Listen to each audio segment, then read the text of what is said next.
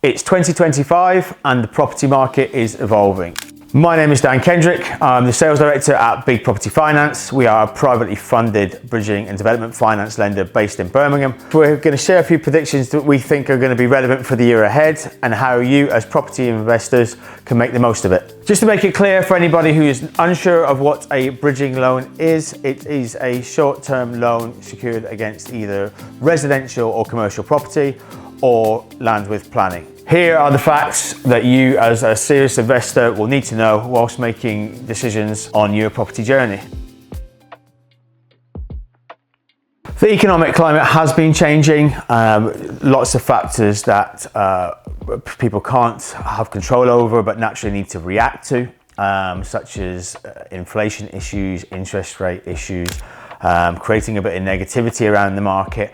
Experts are predicting this could put a squeeze on certain areas of the market. I think investors are certainly weighing up their options with extra tax on investment properties and potentially higher mortgages due to the higher rates. I personally think there's a great opportunity out there. My inbox suggests there's a great opportunity out there. We've sent plenty of offers already this year for people looking to start strong. So I think although the economic issues around it might put a slant on people's views, they need to be aware that the alternative lenders are certainly still ready and willing to do business and more than happy to do so despite the extra potential risks involved. The UK has been suffering a bit, dealing with very modest growth dating back possibly to 2023 right through 2024, and again that is predicted to continue again into 2025. We know the banks are making a big push to control inflation, which isn't helping in bringing these interest rates down. That of course is meaning the cost of borrowing in some instances remain higher than investors would like. It then depends on how urgent that investment is, or the deadlines or strategy you have around that investment. I think going through this calendar year, investments are going to still be looked at from the same way. Interest rates aren't really going to be falling very much. If you look at different potential experts or industry leaders, the common consensus, whichever way you spin it, is there isn't going to be much of a drop. That being said, if you have a clear strategy and you need to make that investment, I wouldn't let that put you off. There is plenty of lenders out there willing to do business, assuming you could secure your exit via a commercial mortgage or a long-term mortgage from your bridging loan. You should still seriously look into it, having done all your due diligence, but rest assured there's plenty of options out there for people who are looking to invest. Due to the ongoing economic situation, the Bank of England has been forced to, initially increase interest rates and then keep them high. This of course does filter its way down to short-term borrowing, the knock-on effect for investors on a couple of areas. One, I suppose the cost of the borrowing is going to be more. Two, at the end of it, is the GDV going to be what they thought it would be when they embarked on it? So around it all, timing is key when you're going to enter the market for your next investment. I think you need to be aware rates are going to stay high for a while, but that being said, if timed well, it could still be a position to have a very lucrative year in the right areas. There's lots of opportunities across mainstream lenders, alternative lenders to get that funding. It is going to be specific to your project, but don't be put off by the fact rates are high. Don't be put off by all the bad noise that inflation is still high. There is lots of ways for business to still be done. You just need to take that extra care and attention along the way. Interest rates and borrowing costs. I mean, we have been suffering due to the increased interest rates at the start of last year, start of 2024. All alternative lenders' rates were at the highest point I can remember for a while. That being said, at the start of 2025, although the Bank of England base rate still remains relatively high, I am seeing a trend across all of us alternative lenders coming in with very competitive rates, with a real ambition to kickstart the property market this year. Naturally, when assessing your investment, you are going to have to take into account the annual interest rate plus any other fees attributed to a bridging loan. But there is always going to be fees incurred as long as you've done your due diligence, factored this into your proposal, and all of the margins considered. There's plenty of scope to take that on board. However, for those in urgent need of financing for property investment, bridging loans still remain the best possible avenue for that, due to the fast, flexible approach and the streamlined application process that these lenders offer. Property demand and bridging loans. I think as the residential market has tightened up a little bit due to buyers, first-time buyers, borrowers in general, being able to afford those mortgages, that has had a knock-on effect to the investment market, where bridging loans suddenly become a lot more relevant because these can be bought on an investment basis for aspiring portfolio landlords or high-level investors who are used to this scenario. They won't be put off by the higher interest rates because they understand the purpose and the benefits of using bridging to fill this gap, exactly what the name is for. Of course, a more longer term plan, finance agreement can be put in place once the bridging loan is refinanced. What is the impact of the autumn budget? There seems to be quite a bit of concern on the back of that, especially for those landlords, investors looking to purchase that second property. Increased stamp duty land tax on that property, making it a lot less attractive for those purchases. I think nationwide the feeling is that might have an overall downward turn for the property investment market as a whole.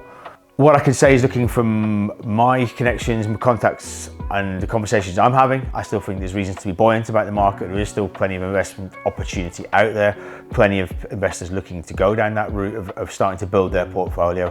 But I can understand the reasons for the sort of mixed emotions around it all. There is more costs involved, which naturally is going to have a knock-on effect to the bottom line.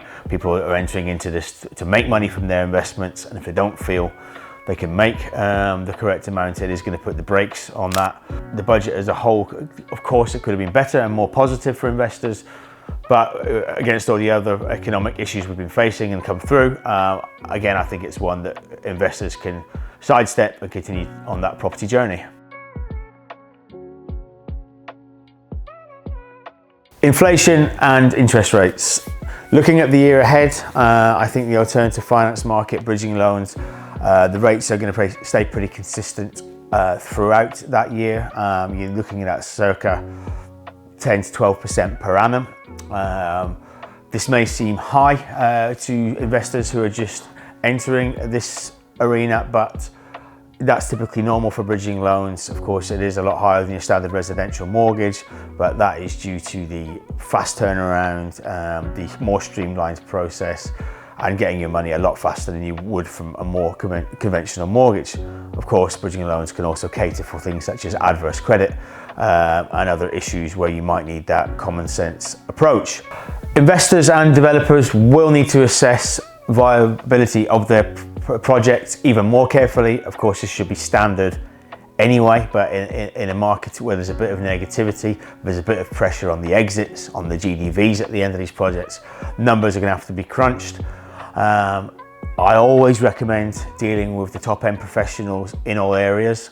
Commercial finance brokers know the market, the accountants can help you with your figures, dealing with solid architects, surveyors along the way as well. So I shouldn't need to highlight that, but of course, do your due diligence thoroughly, make sure the market has the demand for what you're proposing, and then proceed with your chosen lender. Expected slowdown in the demand for second homes. Speaking to a lot of professionals, the consensus has been that due to the change in SDLT, stamp duty land tax on second homes, that will result in a decrease in demand, people being put off by the extra tax they're going to be paying.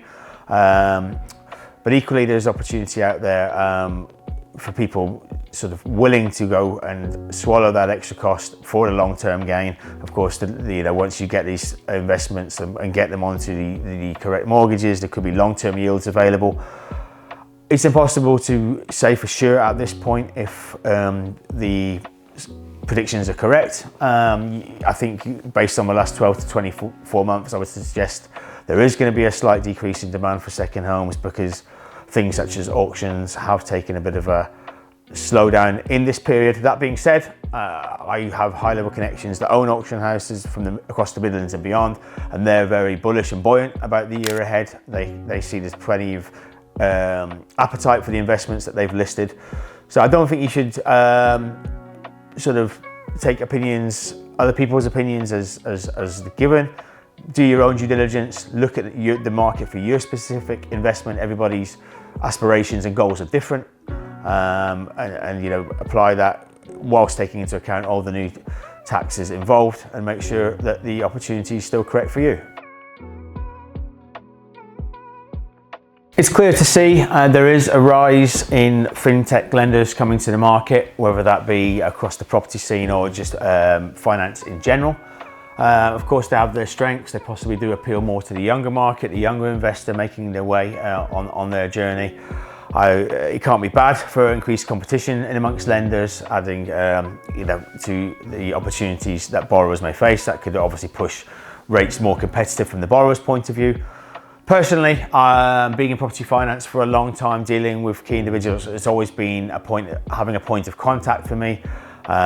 You want that person that you can go through the deal with. You want that reassurance from the lender. You want someone to call if an unforeseen problem arises. All of these things you're going to get with a traditional bridging lender that possibly you may not get with a fintech lender. Not to say their own processes aren't good, but from past experience, from dealing with brokers, intermediaries on a daily basis, such as I do, they love the fact that they can come to lenders such as Big Property Finance, talk it through, get a human response. Of course, AI is here to stay, and that will benefit the property finance market as a whole, the finance market as a whole. But I would suggest having that human element, being able to have that reassurance when you're talking high level numbers, millions of pounds, serious investments, serious potential losses if it goes wrong. You want to be able to deal with that experienced individual from the lender to ensure you're both on the right path together and that the deal will be done to a satisfactory manner. Well, those are the facts from the market as we see it, but how can you put those into play and how can you make them useful for you as the borrower moving forward? I always suggest getting on board a seasoned finance broker, somebody who knows the market. The broker's job is to know all of the lenders and all of their criteria. That is going to save you a lot of time and effort. Of course, the broker is going to want to be paid for their services, but in my mind, this is money well spent. Equally, you're looking at solid legal advice, depending if you are going to do any works, whether that be light or heavy refurb or a full-blown development. You're going to want to get on board a good architect to assess those plans and the viability before you get too far in. If not using a broker, you want to do it on your own. When you're looking at lenders, you want to check things such as what loan to value they'll go up to, what is their monthly rate of interest, is there any fees you might not be expecting. Some lenders charge exit fees, for example. Most lenders, pretty much every lender will charge an arrangement fee. There could be other things such as admin fees. So you just check the proposal as a whole, make sure it fits. If someone's new to bridging loans, they might not be prepared for this type of scenario. Equally, I suppose doing your due diligence on the area of your property, sold house prices, check out Zoopla, check out Rightmove, a lot of basic stuff. Nowhere near as in depth as my underwriting team would do with all their extensive software, but equally you can see what price the house last sold for and when that was very easily, a couple of clicks, and equally that's just going to put you in a much better position overall to assess the viability of your projected project, and you can use that as a base to move forward. To conclude, whether you're looking at it from a lender's point of view, an investor's point of view, or just someone looking at the market as a whole, yes, there has been tough times due to increased inflation and increased interest rates. Hopefully that will start to come down throughout the year, but I don't think you can hang on. If you've got that next investment in mind, there will always be a cost attributed to borrowing. If you're going to complete your project to a high standard, that could then result in increased GDV at the end. If you're going to do a short bit of work and flip it onto a buy-to-let mortgage, or you're going to sell the property, again, if you've done your numbers, the increased rates can be factored in and you can still make a suitable profit at the end. The market is buoyant. We're seeing plenty of activity in our office already. I think people need to grab the bull by the horns and not be scared of what they're hearing. Unfortunately, there will always be a bit of negativity due to rates, and there's no hiding from the fact that it does filter down to borrowing. It makes borrowing sometimes unobtainable for people who would have been able to get it before these rates were so high. But equally, for the serious investors, for the people who are not looking to wait to see if rates drop, they want to seize the opportunity, they want to go and make those investments now and get ahead of the game, I would say to you, the time is now, the opportunities are there, and should you need support on an unregulated deal, Big Property Finance will be happy to help. We hope you found this video useful. If you'd like to find out more information on anything covered, we have a series of blogs available on our website with in-depth analysis on all the key points in the property market. Apart from that, please do let us know what you thought. Leave some feedback in the comments below.